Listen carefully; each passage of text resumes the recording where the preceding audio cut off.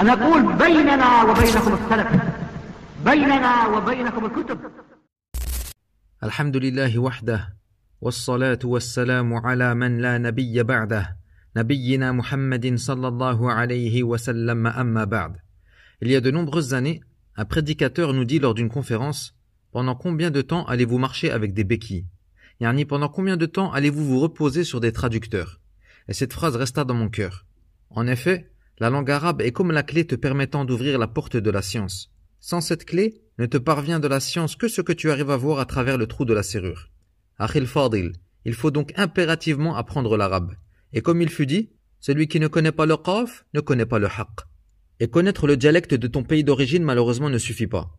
Un frère algérien qui était au Yémen chez le cheikh Muqbil rahimahullah raconte qu'en arrivant à Dammaj, il entendait des frères dire des fois Abou Foulan, des fois Abba Foulan et des fois Abi Foulan. Et il dit: je ne comprenais pas pourquoi, mais ce qui m'est apparu au début, c'est qu'on disait Abou si la personne est grosse, Abba si elle est grande et Abi si elle est petite. Jusqu'à ce qu'il apprenne les règles de grammaire et il comprit alors que les terminaisons diffèrent selon le contexte et la place du mot dans la phrase. Donc, petit à petit, tu peux commencer à écouter les savants en arabe avec le sous-titrage en français en dessous, pour habituer ton oreille. Également, tu peux choisir un frère arabophone et essayer de discuter avec lui en arabe en lui demandant de corriger tes fautes. Ceci est très profitable. Car parfois, on va chercher la traduction d'un mot dans le dictionnaire, mais en réalité, ce mot ne convient pas dans ce contexte. Par exemple, le mot mutawaffir, disponible. Tu ne l'utilises pas en fusha pour décrire un humain. Tu ne dis pas hel anta mutawaffir. Tu dis hel anta mutafarrir. Et évidemment, il faut s'entraîner à lire et écrire. Et pour dénouer ta langue, beaucoup conseillent d'apprendre les poèmes. Mais la meilleure chose avant cela est la lecture du Coran al-Karim. Voilà ce que je peux modestement conseiller à celui qui souhaite débuter ta'allum al-lughati al-arabiyya. Mais attention, la langue arabe n'est pas une fin en soi. Akhi, ne crois pas que parce que la personne en face de toi maîtrise l'arabe, cela signifie qu'elle est sur le droit chemin et sur la sunna. Az-Zamakhshari, l'auteur du célèbre tafsir Al-Kashaf, faisait partie de la secte des Mu'tazila. Et malgré cela, il fut qualifié de imam fil balagha. Et même les savants salafis firent les éloges de son tafsir pour son côté linguistique. En revanche, ils mirent en garde les étudiants débutants de le lire à cause de l'égarement qu'il contient.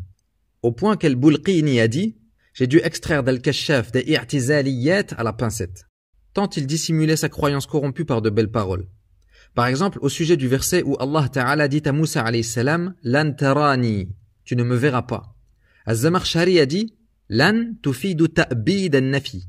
Il dit que lan dans la langue arabe indique la négation à tout jamais, yani éternellement. Et ceci est faux bien sûr, mais son intention à lui en tant que Mu'tazili est de nier la vision d'Allah dans l'au-delà, car ceci est leur croyance. Voilà pourquoi il dit Lan tufidu ta'bid, yani comme si Allah avait dit à Moussa alayhi salam: tu ne me verras jamais. Alors que les gens de la sunna sont unanimes sur le fait que les croyants verront Allah yawm al-qiyamah ainsi que dans le paradis. Nas'alullaha an nakuna minhum.